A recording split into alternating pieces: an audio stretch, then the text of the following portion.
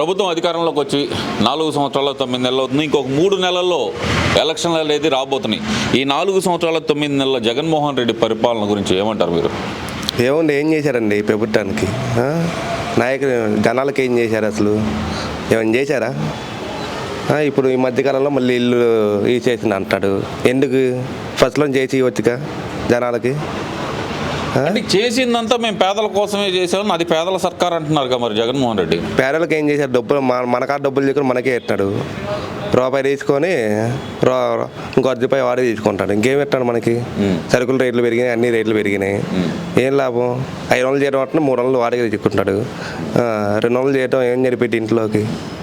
అంటే ఇక్కడ మరీ ముఖ్యంగా చూడాల్సింది ఏంటంటే జగన్మోహన్ రెడ్డి చెప్తుంది, నేను వచ్చిన తర్వాత పేదలందరూ సంతోషంగా ఉన్నారు, మద్దతు తిరగదాళ్ళు ఇంకా ధనవంతులు అయ్యారు అన్నట్టు మాట్లాడుతున్నాడు కదా. మరి అప్పులు అయిపోయి వడ్డీ వ్యాపారం తీసుకుంటాడు. జనాల కట్ట 10 రూపాయలు వడ్డీ వ్యాపారం తీసుకొని రోడ్ల మీద వెళ్తాడు.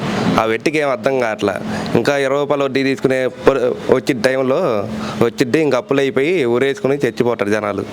ఇదంతా కాదు, అసలు నేను వచ్చిన తర్వాతే ప్రతి ఒక్కళ్ళు సంతోషంగా ఉన్నారు, నేను ఇచ్చే సంక్షేమ పథకాలతోటి ప్రతి కుటుంబానికి 2 లక్షల నుంచి 3 లక్షలు లబ్ధి చేకూరింది అనేది ప్రధానంగా ప్రచారం చేస్తున్నాడు మరి జగన్మోహన్ రెడ్డి. ఇందులో వాస్తవం ఉందా? లేదండి. ఏమి ఇచ్చారు చెప్పండి? 18 జనాలకి 18,000 అన్నాడు. ఇప్పుడు తగ్గిపోతుంది. అమ్మఒడికి 2 కన్నాడు, ఒకరికి ఎత్తాడు. ఏం జరిగిపోతాయి చెప్పండి? ఆటో వాళ్ళకి 10,000 అంటాడు, ఇన్సూరెన్స్ తీసుకుంటాడు, కేసులు రాస్తాడు ఆటో వాళ్ళ మీద. ఏంటి మరి దాని మీద ఏం చెబుతారు మీరు? వారికి తెలియాలి ముందు. కానీ ఇక్కడ ప్రధానంగా చూస్తే కనుక జగన్మోహన్ రెడ్డి పదే చెబుతుంది, నేను వచ్చిన తర్వాత నాడు నేడు అనే పథకం ద్వారా విద్యా వ్యవస్థలో సమూలమైన మార్పులు తీసుకొచ్చాను అంటున్నాడు కదా. మరి నిజంగానే పాఠశాలలన్నీ మారిపోయినాయి అంటారా? ఒకసారి వెళ్ళి చూస్తే అర్థమైందండి. మీడియాలో వచ్చి చూస్తే కాదు కానీ అక్కడికి వెళ్ళి పెయింటింగ్ లైటం కాదు, లోపలికి వెళ్ళి చూస్తే కానీ వాళ్ళు ఏం చెబుతున్నాడు, ఏంటి ఏం ఫుడ్ వెళ్తున్నాడు అని తెలిసిద్ది. ఏం తెలియకుండానే వాడు చెప్పుకుంటేట్టుగా పైన వాళ్ళ పెయింటింగ్ వేసుకుంటే సరిపోదుగా అది. కానీ ఇక్కడ ముఖ్యంగా చూస్తే కనుక జగన్మోహన్ రెడ్డి పదే చెబుతుంది, నా అక్క చెల్లెళ్ళు అక్క చెల్లెళ్ళందరికీ నేను అండగా ఉన్నాను, రేపు ఎలక్షన్లో వాళ్ళందరూ నాకు అండగా ఉంటారు అనేది ప్రధానంగా చెబుతున్నాడు. మరి నిజంగా అక్క చెల్లెళ్ళందరికీ జగన్మోహన్ రెడ్డి అండగా ఉండడంటారా? ఏమన్నారండి? ఇప్పుడు 10,000 ఇస్తున్నాడు అమ్మఒరి, వాళ్ళ మందుకి బాగా చేస్తున్నాడు.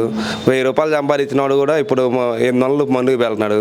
తాగుబోట్లు దిగిపోతున్నాయి. ఇంకేముంది చెప్పండి? రాడు మనిషికి 2019 ఎలక్షన్ హామీల్లో ప్రధానంగా ఇచ్చిన హామీ మద్యపాన నిషేధం. దాన్ని చేసే 2024లో ఎలక్షన్లో ఓటు అడుగుతాను అని చెప్పి అప్పుడు జగన్మోహన్ రెడ్డి చెప్పాడు. మరి ఇప్పుడు ఆ మద్యపాన నిషేధం దిశగా ఏమైనా అడుగులు వేశారంటారా జగన్మోహన్ రెడ్డి? వేయలేరండి. ఇంకా రేట్లు పెంచుతాడు కానీ ఆ మందు వల్లే వీరికి బాగుపడుతున్నాడు. లేకపోతే ఎప్పుడు చెప్పు చెక్కుని కొట్టేవాళ్ళు జనాలు కూడా. ఆ మందు రేట్లు మళ్ళీ నిన్నగాక మొన్న కూడా పెంచారు 20 రూపాయలు. వైన్స్ల మీద రోడ్ల మీద తాగేవాళ్ళు పడుగు పోతున్నాయి. అంతకుముందు టీడీపీ ప్రభుత్వంలో వైన్స్లో కూర్చొని తాగేవాళ్ళు. ఇప్పుడు రోడ్ల మీద కాలువల గట్టుల మీద పొలాల గట్ల మీద కూర్చొని తాగుతున్నాడు.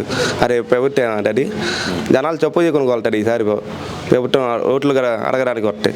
కానీ ఇక్కడ ముఖ్యంగా చూస్తే కనుక మందు రేట్లు పెంచితే జనాలు తాగకుండా ఉంటారనే మందు రేట్లు పెంచానని చెప్పి కొత్త లాజిక్ అయితే ఒకటి చెబుతున్నారు కదా మరి జగన్మోహన్ రెడ్డి.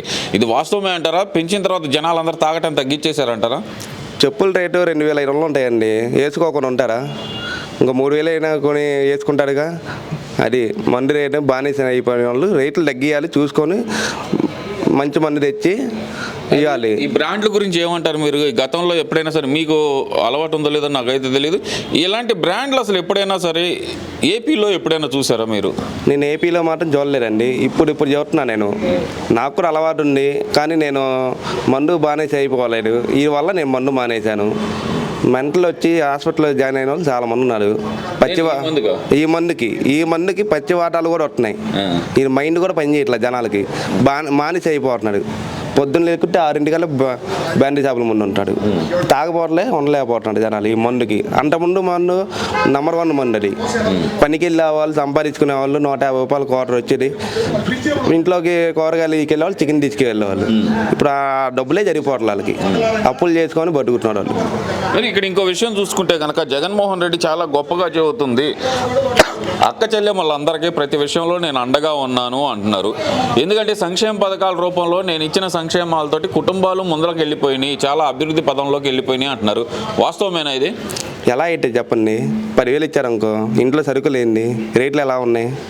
గ్యాస్ సిలిండర్ ఎంత రేటు, ఆయిల్ ఖర్చులు ఎంత, పెట్రోల్ ఎంత, ఈ మొత్తం తీసుకొని ఎక్కడ ములుగుతున్నాయి డబ్బులు. అంతకుముందు రేట్లు ఎంత కందిపప్పు ఎంత అప్పుడు 30 రూపాయలకు వచ్చేది, ఇప్పుడు 60 రూపాయలు కందిపప్పు. ఇవన్నీ రేట్ల పెరుగుదల గురించి అయితే కనుక నేను ఒక క్వశ్చన్ అడుగుతాను. జగన్మోహన్ రెడ్డి ఇచ్చిన ప్రధానమైన హామీ పక్క రాష్ట్రాల కంటే మన రాష్ట్రంలో పెట్రోల్ డీజిల్ ధరలు తక్కువ ఉండేటట్టు చేస్తానని చెప్పి ఒక హామీ అయితే ఇచ్చారు. అలాగే విద్యుత్ ఛార్జీలు పెంచనన్నారు, అలాగే ఆర్టీసీ ఛార్జీలు పెంచనన్నారు. వీటిలో ఏ హామీ అయినా నెరవేర్చుకున్నారు అయినా? టీడీపీ ప్రభుత్వంలో ఉన్నప్పుడు పెట్రోల్ ఎంత అండి 89 రూపాయలు ఎంత ఉండేది, ఇప్పుడు పెట్రోల్ ఎంత 118 రూపాయలు ఉంది, 108 రూపాయలు ఉంది. తగ్గించినట్టేనా అవి?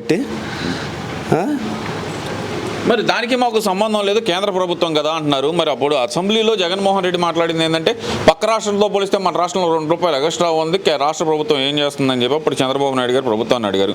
ఇప్పుడు మరి పక్క రాష్ట్రంతో పోలిస్తే 8 నుంచి 10 రూపాయలు అదనంగా మన రాష్ట్రంలో ఏపీలో అయితే ఉంది కదా.